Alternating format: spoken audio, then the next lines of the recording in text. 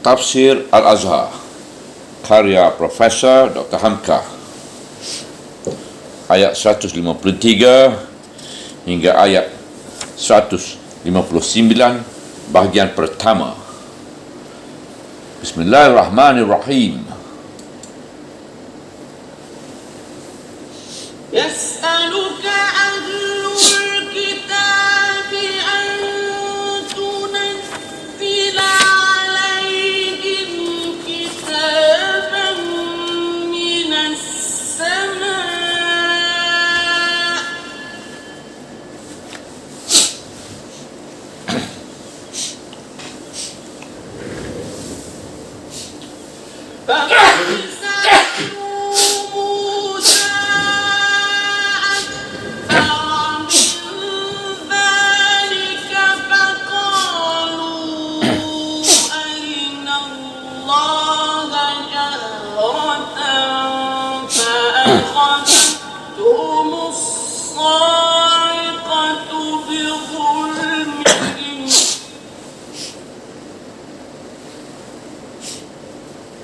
ثم اتخذوا العجل من بعد ما جاءتهم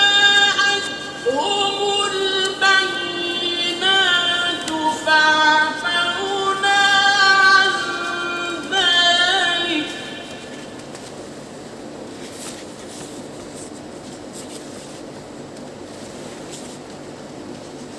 وآتينا موسى سلطانا مبينا. Ayat 153. Meminta kepada engkau, ahli kitab itu, supaya diturunkan kepada mereka sebuah kitab dari langit. Maka sesungguhnya telah mereka minta kepada Musa yang lebih besar dari itu. Lalu mereka katakan, perlihatkanlah kepada kami Allah itu dengan terang-terang. Maka disambarlah mereka itu oleh petir kerana kezaliman mereka. Kemudian mereka menyembah Ijil sesudah datang kepada mereka keterangan-keterangan. Maka telah kami beri maaf dari yang demikian dan telah kami berikan kepada Musa kekuasaan yang nyata. ورفعنا فوقهم الطور بميثاقهم وقلنا لهم ادخلوا الباب سجدا وقلنا لهم لا تعدوا في السبت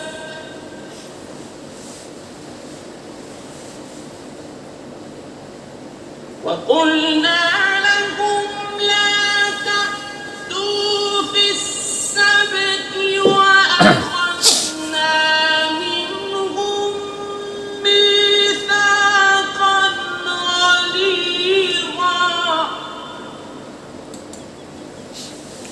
Ayat 154. Dan kami angkatkan ke atas mereka gunung buat mengambil janji mereka. Dan telah kami katakan kepada mereka, masuklah ke dalam pintu itu dalam keadaan sujud. Dan telah kami katakan kepada mereka, janganlah kamu melanggar pada hari Sabtu. Dan telah kami ambil dari mereka janji yang kokoh.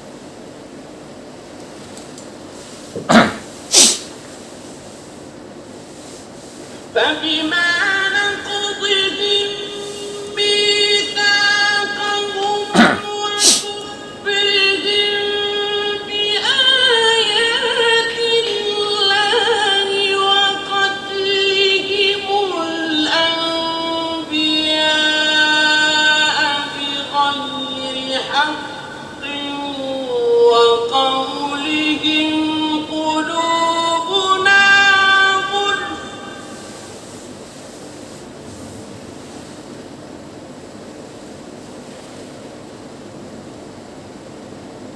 بل طبع الله عليها بكفرهم فلا يؤمنون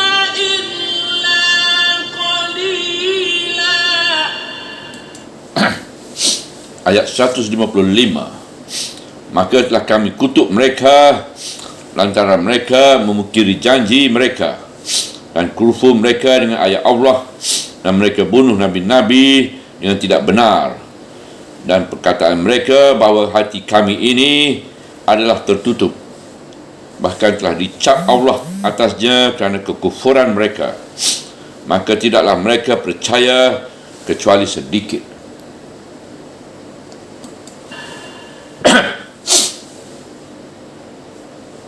وبكفرهم وقولهم على مريم بهتانا عظيما. Ayat 156,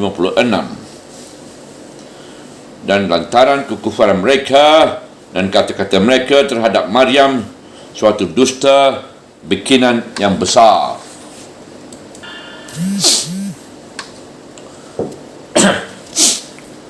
وقولهم إنا قتلنا المسيح عيسى ابن مريم رسول الله وما قتلوه وما صلبوه ولكن شبه لهم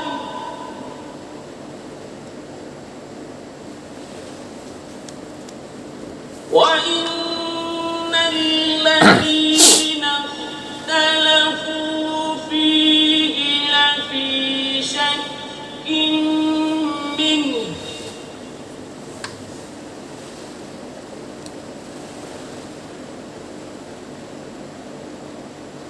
ما لهم به من علم إلا اتباع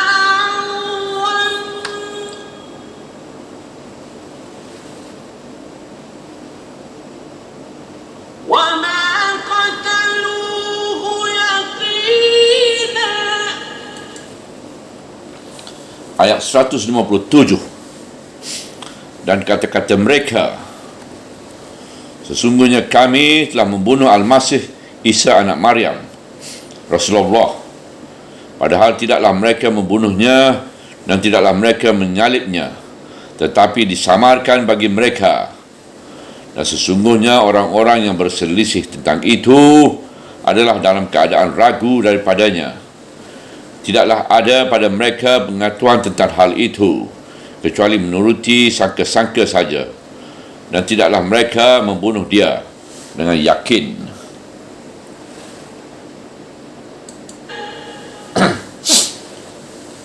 بل رفعه الله إليه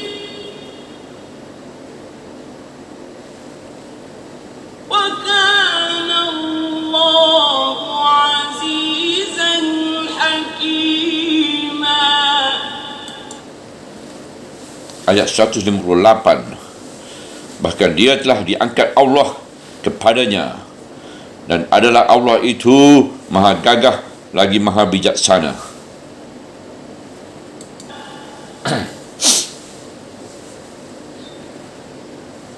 وإن من أهل الكتاب إلا ليؤمنن به قبل موته ويوم القيامة يكون عليهم شهيدا. Ayat 159, dan tidak seorang pun dari ahli kitab melainkan pasti akan beriman kepadanya sebelum matinya, dan pada hari kiamat dia akan menjadi saksi atas mereka.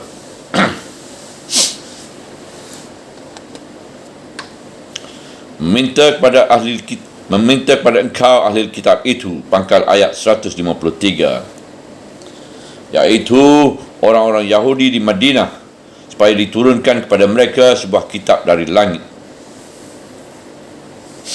Menurut riwayat Ibnu Jar dari Muhammad bin Ka'b Al-Khuraizi, Katanya, beberapa orang Yahudi datang kepada Rasulullah dan berkata, Musa datang membawa luh, iaitu batu bertulis dari Allah. Maka engkau pun hendaklah bawa pula kepada kami luh-luh semacam itu daripada Allah, supaya kami mempercayai kebenaran engkau. Apakah permintaan demikian kalau dikabulkan akan berhasil membuat mereka beriman? Maka sesungguhnya telah mereka minta kepada Musa yang lebih besar dari itu. Lalu mereka katakan, perlihatkanlah kepada kami Allah itu dengan terang-terang. Memang hukum 10 yang pertama turun dilukiskan oleh Allah dengan kudrat iradatnya pada batu, dan itulah yang diserahkan kepada Musa, tetapi cuma satu keping sahaja. Setelah batu bertulis hukumnya 10 itu, beliau bawa pulang. Beliau dapati Bani Israel telah durhaka menyembelih ijil, sehingga kerana sangat marahnya luh itu beliau hempaskan dan pecah berderang. Sebab itu, meskipun sekarang permintaan mereka misalnya dikabulkan, pada datang pula surah di atas batu sebagai yang didatang kepada Musa, bukanlah itu akan menjadi jaminan bagi mereka akan iman. Mereka pernah meminta yang lebih dari itu, iaitu hendak melihat Allah dengan mata kepala sendiri, terang-terang. Maka disambarlah mereka itu oleh petir kerana kezaliman mereka. Meminta hendak melihat Allah terang-terang dengan mata adalah satu permintaan yang sangat zalim, tidak patut, bahkan timbul daripada hati yang memang kesat seperti batu atau tidak beradab. Itu adalah permintaan yang aniaya terhadap diri sendiri. Sebab itu mereka dihukum. Mana yang meminta itu disambar oleh petir, sebagaimana dalam surah Al-Baqarah sudah kita dapat kejelasannya. Kemudian mereka menyembah ijil, iaitu emas yang diambil dari perhiasan orang-orang perempuan, lalu ditempa dan dijadikan berhala oleh Samiri, menyerupai anak sapi yang bernama ijil. Mereka jadikan Tuhan, iaitu sesudah datang kepada mereka keterangan-keterangan. Padahal sudah berulang kali Nabi Musa dan Nabi Harun memberi keterangan bahawa agama mereka itu ialah menyembah Allah yang Maha Esa, yang tidak boleh diperbuat berhala. Tersebut dalam hukum 10 ditulis di batu, tetapi demikian sesatnya mereka, walaupun keterangan-keterangan sudah diberikan, mereka masih melanggar. Maka telah kami beri maaf dari yang demikian, dan telah kami berikan pada Musa kekuasaan yang nyata. Ujung ayat 153. Kesalahan yang besar itu diberi maaf oleh Tuhan, tetapi maaf yang demikian wajib mereka tebus dengan hukuman juga, iaitu mana yang bersalah diperintah bertaubat dengan membunuh diri. Samiri sendiri dibuang dan berhala ijil direncang hancur dan dibuang ke laut. Semua dijalankan atas perintah Musa AS yang telah diberi Allah kekuasaan yang nyata. Meskipun yang meminta supaya Nabi Muhammad SAW mendatangkan batu bersurat dari langit bukan Yahudi atau Bani Israel yang hidup di zaman Nabi Musa lagi, namun mereka adalah anak cucu mereka. Kaum Yahudi amat keras memegang adat istiadat atau tradisi keturunan, bahkan tidak suka bercampur kawin dengan darah golongan lain. Sebab itu perangai yang datang kemudian tidaklah berubah dari perangai nenek moyang yang dahulu. Bahkan sampai ke zaman kita sekarang ini, rasa diri istimewa dari sekalian manusia di muka bumi ini masih melekat amat di jiwa orang Yahudi, yang meskipun lantaran itu kerap kali mereka dipandang hina dan rendah oleh golongan lain, terutama di negara-negara Eropah yang puncak kebencian itu tercapai di zaman Hitler. Dan kami angkatkan ke atas mereka gunung buat mengambil janji mereka. Pangkat ayat 154. Telah kita ketahui tafsirnya pada surah 2 Al-Baqarah ayat 63 dan 93, yang menurut sebahagian besar ahli tafsir benar-benar sebuah gunung. diangkat oleh malaikat sehingga menaungi seluruh kepala mereka, lalu mereka diancam bahawa gunung itu akan dihimpitkan kepada mereka kalau tidak juga mau tunduk. Dan ditafsirkan juga oleh penafsir yang lain bahawa gunung yang tinggi senantiasa mengancam kehidupan mereka, sebab sewaktu-waktu bisa saja meletus menimpa mereka, yang dikuatkan oleh ayat 170 dari surah Al-A'raf, surah 7. Dan telah kami katakan kepada mereka, masuklah ke dalam pintu itu dalam keadaan sujud, iaitu masuk ke pintu sebuah kota yang telah dijanjikan Allah, hendaklah dengan hati yang kusyuk dan jangan menyombong.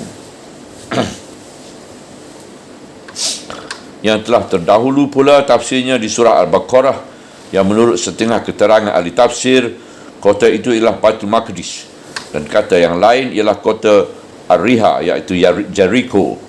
Mana yang benar Allah sajalah yang tahu, sebab di dalam Al-Quran pun tidak ditentukan nama kota atau negeri itu. Dan telah kami katakan kepada mereka, jangan kamu melanggar pada hari Sabtu, yang dalam surah Al-Baqarah pun sudah kita tafsirkan. Mereka langgar peraturan istirahat hari Sabtu kerana ikan banyak di hari itu. Dan telah kami ambil dari mereka janji yang kokoh. Hujung ayat 154. Janji-janji dan perintah-perintah Allah pada mereka, Bani Israel ini, dibuka kembali satu demi satu, dan kepada kita pun diingatkan selintas lalu hal-hal dalam surah Al-Baqarah atau yang lain telah diterangkan. Maka telah kami kutuk mereka lantaran mereka memungkiri janji mereka dan kufur mereka dengan ayat Allah, pangkal ayat 155. Meskipun sekali-kali mereka telah membuat janji dengan Allah akan teguh dan setia, akan taat dan patuh, namun segala janji itu tidak ada yang mereka pegang teguh. Bahkan perintah dan ayat Allah mereka mungkiri, dan mereka bunuh nabi-nabi dengan tidak benar. Sampai kononnya berpuluh nabi Allah yang mereka bunuh sebab tidak sesuai dengan hawa nafsu mereka apa yang mereka sampaikan. Dan puncak dari pembunuhan itu ialah terhadap kepada nabi dua beranak, iaitu Zakaria dan Yahya,